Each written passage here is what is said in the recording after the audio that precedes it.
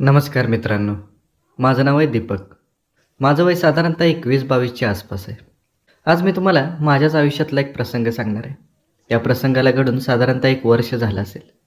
आता तो प्रसंग तुम्हाला सविस्तरपणे सांगण्याच्या आधी मी तुम्हाला माझ्याविषयी आणि माझ्या कुटुंबाविषयी आणि हा प्रसंग ज्या काकींसोबत घडला त्या काकींच्या कुटुंबाविषयी थोडीशी माहिती सांगतो. म्हणजे तुम्हाला ही कथा एकदम व्यवस्थित समजेल. माझ्या कुटुंबामध्ये मी, माझे आई-बाबा आणि माझी छोटी बहीण असा आमचा 4 माणसांचा एकदम सुखी परिवार आहे. तसं आम्ही मूळतः एका खेडेगावातले आणि आम्ही गावाकडेच राहत होतो. आता गावाकडचं राहणीमान म्हणजे तुम्हाला माहितीच असेल. आमचं जे घर होतं ते शेतातच होतं. आई-वडील दोघं पण शेतीच करायचे. मी आणि माझी बहीण आम्ही दोघेजण शिक्षण घेत होतो. आता आमचं जे घर होतं तिथं आसपास दुसरं कोणाचं घर नव्हतं. कारण प्रत्येक शेतकरी ज्याच्या त्याच्या शेतामध्ये त्याचं सेपरेट घर बांधून राहत होतं. आता आमच्या शेताच्या बाजूला आमचे एक काका होते. ते काका म्हणजे माझ्या वडिलांचे चुलत भाऊ. त्या काकांचं नाव होतं दिनकर. तेच काका आमच्या घरापासून एक 100 फुटाच्या अंतरावर राहत होते आणि त्यानंतर मात्र आमच्या जवळपास दुसरं कुणाचंही घर नव्हतं. दिनकर काकांच्या घरामध्ये दिनकर काका आणि त्यांची बायको शारदा काकी असे ते दोघेच होते. आता ही जी शारदा काकी ती माझ्या कथेतलं मूळ पात्र आहे. तशी शारदा काकी ही नात्यानं माझी चुलती होती. शारदा काकीचं वय होतं 34-35च्या आसपास आणि ती एवढी सुंदर होती की मी तुम्हाला काय सांगू. तिला बघितल्यावर बाहेरच्याच पुरुषाच्या सोडा माझीसुद्धा नजर तिच्यावरच खेळायची. ती एकदम उंच होती, अंगानं एकदम टच्च भरलेली होती. तिचा रंग एकदम गोरापान होता. तिचा चेहरा अप्सरेसारखा सुंदर होता आणि त्यातच तिचे ते टपोरे डोळे, धारदार नाक, गुलाबाच्या पाकळ्यांसारखे नाजूक ओठ हे तिच्या सौंदर्यामध्ये अजूनच भर घालत होते. तिचे ते लांब सडक केस चांगले तिच्या कमरेपर्यंत लांब होते. ती ज्यावेळी तिच्या अंगावर तंग ब्लाऊज घालायची आणि चापून चोपून साडी घालायची त्यावेळी तिचं ते सुडोल शरीर तिच्या त्या तंग कपड्यामधून असं काही उठून दिसायचं की बाप रे बाप. तिला एक छोटासा मुलगा पण होता, पण तिचा मुलगा तिच्याजवळ नसायचा. तिचा मुलगा त्याच्या मामाकडे शिक्षणासाठी राहत होता.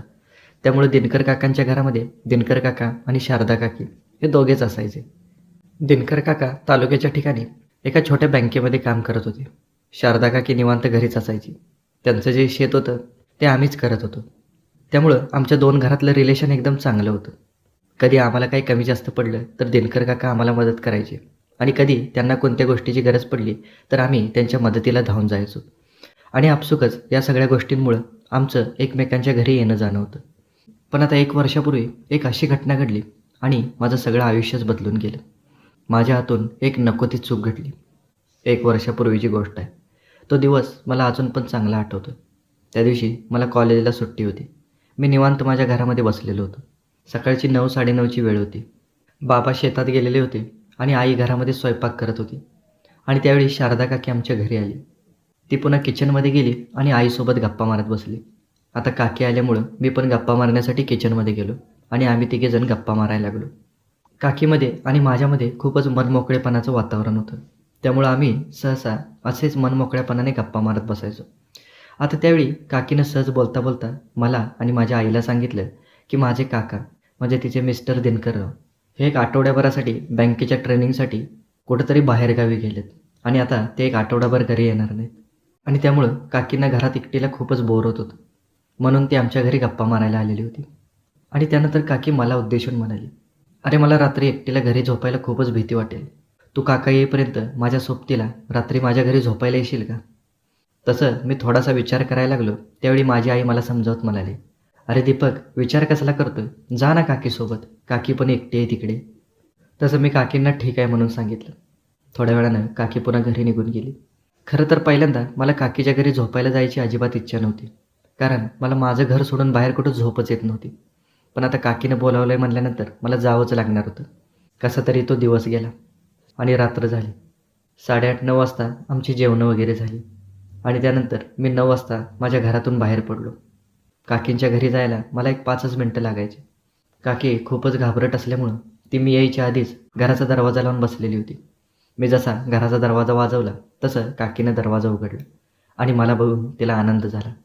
काकींचं घर तसं छोटंसंच होतं.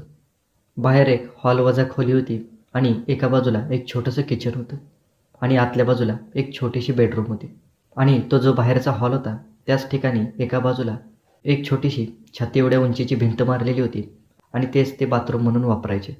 त्याला फक्त एकाच बाजूला भिंत होती आणि पुढच्या बाजूला काहीच नव्हतं. तिथं फक्त एक दोरी बांधलेली होती आणि त्यावर एक पडदा सोडलेला होता. म्हणजे ज्यावेळी आतमध्ये कुणी अंघोळ करायचं त्यावेळी तो पडदा लावला जायचा. मी आता हॉलमध्ये गेलो आणि हॉलमधल्या सोफ्यावर बसलो. तोपर्यंत काकीनं खाली अंथरूण टाकलं आणि काकी मला म्हणाली की मी इथंच खाली झोपते, तू तिथं सोफ्यावर झोप. तसं मी ठीक आहे म्हणालो आणि मी पुन्हा माझ्या अंगावर पांघरून ओढून पटकन झोपी गेलो. कारण मला सकाळी लवकर उठायचं होतं. माझं जे कॉलेज होतं ते लवकर असायचं.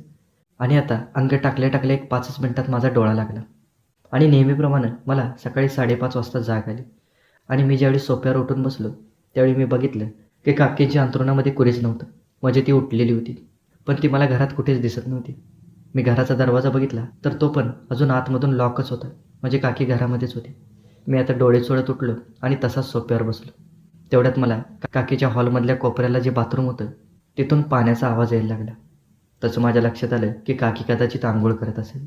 आणि आता दुसऱ्याच मिनिटाला माझ्या मनात एक चावट विचार आला आणि त्या विचारानंच माझ्या अंगावर शहारा आला. माझ्या अंगावरचा केस उभा राहिला. पण मी त्यावेळी खूपच द्विधा अवस्थेत होतो. एक मन म्हणत होतं की हे चुकीचं आहे, पण दुसरं मन म्हणत होतं की अशी संधी तुला पुन्हा मिळणार नाही. माझ्या मनातला काम वाचण्याचा डोह एकदम ढवळून निघाला आणि मी मागचा पुढचा कोणताही विचार न करता हळुवारपणे माझ्या सोफ्यावरून उठलो आणि माझ्या पावलांचा आवाज न करता काकींच्या घरातल्या त्या बाथरूमच्या दिशेने पुढं चाललो. आणि मी तुम्हाला मगाशी सांगितलं होतं की काकींच्या घरातलं जे बाथरूम आहे त्याची उंची साधारणतः आपल्या छाती एवढी असेल. आणि मी जसा त्या भिंतीच्या एकदम जवळ गेलो तसं मला एकदम सहजपणे बाथरूमच्या आतलं दृश्य दिसत होतं. आणि मी जसं त्या बाथरूमच्या आतमध्ये बघितलं तसं माझ्या पायाखालची जमीनच सरकली. माझ्या डोळ्यांवर विश्वासच बसेना. काकी आतमध्ये संपूर्ण निर्वस्त्र होऊन आंघोळ करायला गेलेली होती. आणि ती पाठमोरी असल्यामुळं मी पाठीमागून तिला बघतोय याचं तिला भानच नव्हतं. ती मस्तपणे गुणगुणत आंघोळ करण्यामध्ये मग्न होती. पण जसं मी तिला बघितलं तसं मी एकदम ठिसून गेलो. माझ्या अंगाला हलकासा कंप सुटला. माझी वासना चाळवली गेली आणि मी वेड्यासारखा डोळे फाडून फाडून तिला बघायला लागलो. माझी काकी एवढी सुंदर होती की मी तिचं सौंदर्य शब्दात पण वर्णन करू शकत नाही. आणि बघता बघता तिची आंघोळ होत आली आणि ती आता अंग पुसण्यासाठी उठून उभी राहिली. तसा मी एकदम दचकलो आणि भानावर आलो. आता काकी मला बघते की काय म्हणून मी पुन्हा माघारी फिरलो आणि हळुवारपणे सोफ्यावर जाऊन पुन्हा माझ्या अंगावर पांघरून घेऊन झोपायचं नाटक करायला लागलो. एक 5-10 मिनिटानं काकींचं सगळं आवरायचं झाल्यानंतर ती माझ्याजवळ आली आणि ती मला उठवायला लागली. तसा मी उगीचच डोळे चोळत उठायचं नाटक करायला लागलो आणि मी पटकन काकींच्या घरातून बाहेर पडलो आणि माझ्या घरी निघून गेलो. पण त्या दिवशी माझं कशातच लक्ष लागलं नाही. दिवसभर घरी असताना किंवा कॉलेजमध्ये गेल्यावर सुद्धा काकींचं ते सौंदर्य माझ्या डोळ्यासमोर सारखं येत होतं. त्या दिवशी माझं मन खूपच व्याकुळ झालेलं होतं. कसा तरी तो दिवस गेला आणि संध्याकाळ झाली. रात्री मी पुन्हा जेवण झाल्यानंतर काकीच्या घरी जायसाठी उतावळा झालो आणि रात्री 9 वाजता मी पुन्हा काकीच्या घरी गेलो. आता मी काकींच्या घरी गेलो तसं काकींनी मला सोफ्यावर झोपायला सांगितलं आणि ती बिनधास्तपणे खाली अंथरूण टाकून पडली. पण मला काय केलं झोप येत नव्हती. माझी नजर सारखी काकूंवरच खेळायची. ती रात्रीत झोपेत सारखी या अंगावरून त्या अंगावर कूस बदलायची. पण मी रात्रभर फक्त तिलाच बघत असायचो. केव्हा तरी मध्यरात्री मला डोळा लागायचा आणि मी पहाटेची वाट बघत बसायचो. आणि त्यानंतर मी पहाटे उठायचो आणि पुन्हा काकी आंघोळीला गेली की त्या न्हाणीच्या बाजूला जाऊन तिचं ते सौंदर्य माझ्या डोळ्यामध्ये साठवायचं. 2-3 दिवस असेच गेले. पण एक दिवशी एक चूक झाली.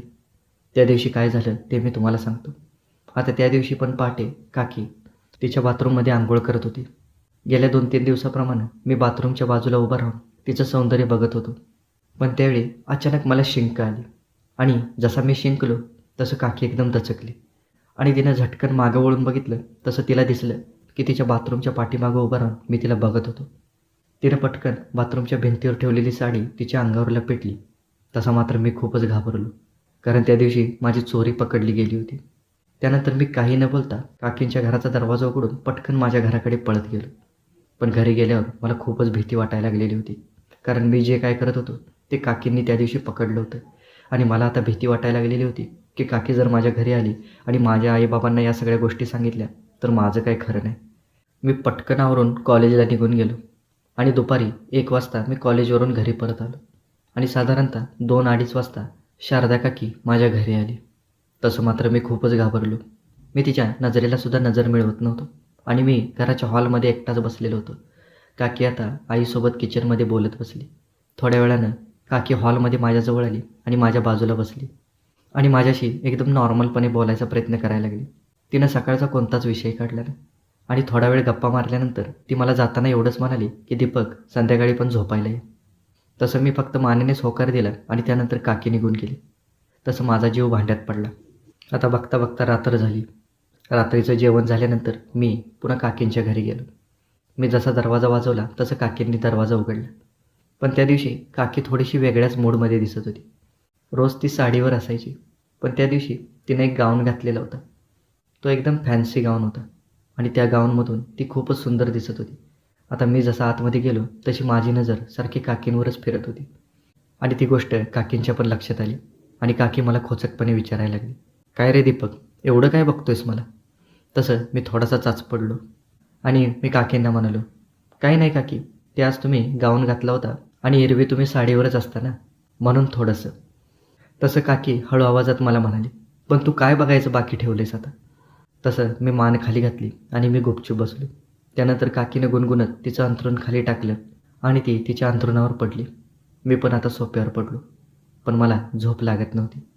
थोड्याच वेळात काकी मात्र गाढ झोपली आणि मी नेहमीप्रमाणे तिचं सौंदर्य माझ्या डोळ्यामध्ये साठवायला लागलो. ती सारखी आपली कूस बदलत होती.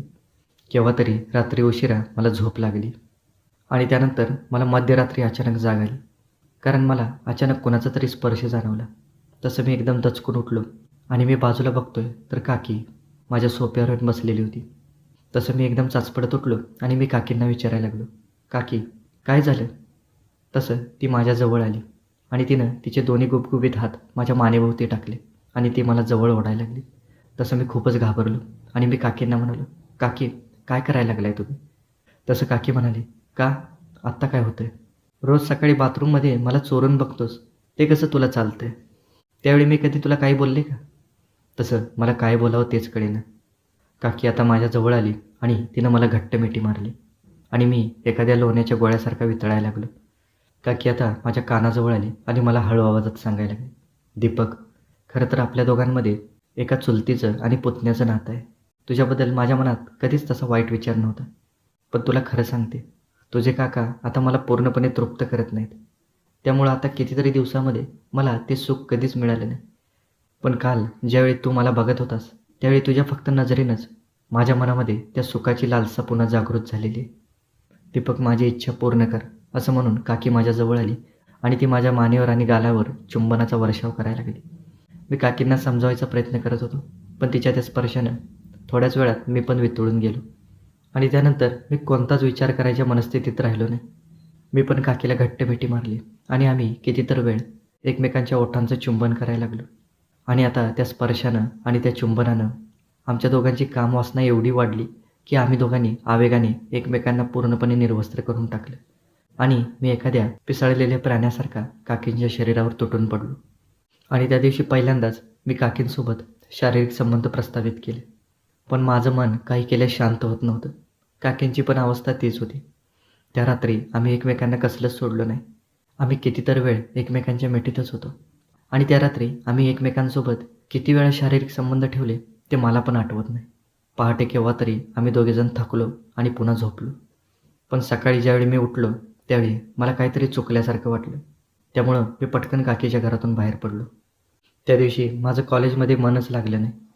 सारखा कालचा तो प्रसंग माझ्या डोळ्यापुढे यायचा. माझ्या मनात एक गिल्टी भावना पण होती, कारण मला वाटत होतं की मी काहीतरी चुकीचं केले. आता त्या दिवशी पण मी ज्यावेळी कॉलेजवरून घरी गेलो त्यावेळी काकी मला भेटायला आली आणि मला एकदम नॉर्मल बोलली आणि संध्याकाळी तिनं मला यायला सांगितलं. माझा नाईलाज होता. त्या पण रात्री मी काकींना सोबत द्यायसाठी त्यांच्या घरी गेलो आणि त्या पण रात्री आम्ही रात्रभर एकमेकांवर प्रेमाचा वर्षाव केला. आणि आता जवळजवळ काका येईपर्यंत मी आठवडाभर काकींच्याच घरी रात्री सोबतीला जायचो आणि आम्ही रात्रभर एकमेकांवर प्रेमाचा वर्षाव करायचो. त्यानंतर मला काकींच्या शरीराची चटकच लागली. काकींना पण आता माझ्याशिवाय करमत नव्हतं. पण आता काका आले आणि माझं काकींच्या घरी जाणं बंद झालं.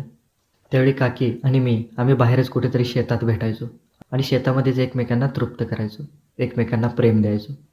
आता या घटनेला सुरुवात होऊन साधारणतः 1 वर्ष झाले. पण आज पण माझ्यामध्ये आणि माझ्या काकींमध्ये हेच नातं आहे. पण मला कळतच नाही मी जे करतोय ते योग्य करतोय की अयोग्य करतोय. आता मित्रांनो, तुम्हीच मला कमेंट सेक्शनमध्ये कमेंट करून सांगा की मी नक्की काय केलं पाहिजे. आणि अशाच मजेशीर कथांसाठी आपल्या चॅनलला सबस्क्राईब करा. धन्यवाद.